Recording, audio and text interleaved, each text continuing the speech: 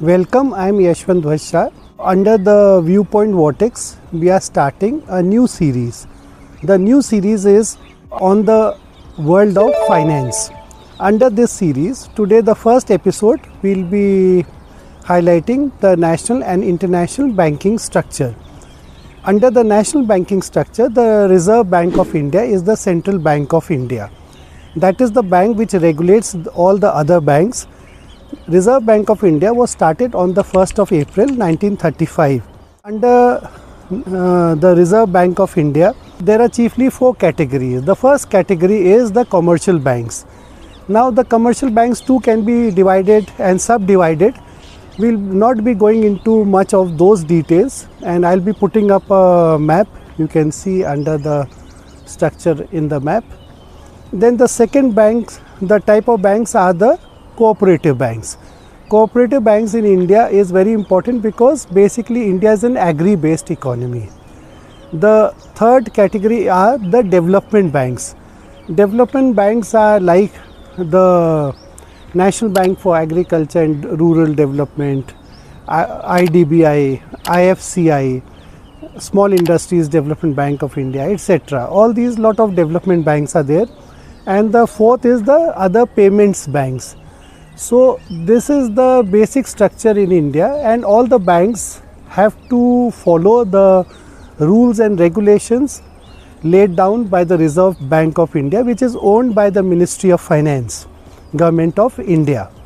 So basically the amount of credit that is there in the market, the repo rate, etc., all this is governed by the Reserve Bank of India, being the central bank of India.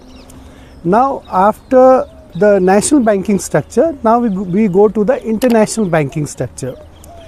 The international banking structure is a very complex and a very large institutions are associated into that. Chiefly there are two broad names that most of the people have heard. It is the World Bank and the IMF, the International Monetary Fund. The World Bank is basically it is called the World Bank Group, and the World Bank Group is headquartered in Washington DC. It was started on the 4th of July 1944, and the World Bank Group is subdivided into 5 main categories, and currently the head of the World Bank is an Indian called Mr. Ajay Banga. And then we have the IMF, the International Monetary Fund, which is also headquartered in Washington DC, and IMF was started on the 22nd of July 1944. If you see the World Bank and the IMF, they both started in the month of July and in 1944, but our Reserve Bank of India was started much ahead of both these. Our Reserve Bank of India was started on the 1st of April 1935. So these are the basic categories.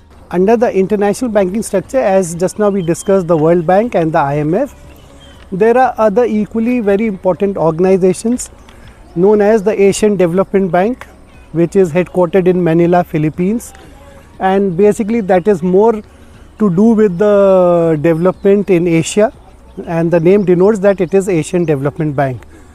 Besides the Asian Development Bank, there is the Islamic Development Bank also, and we have the European Bank for Reconstruction and Development and other international development organizations dealing into the world of finance.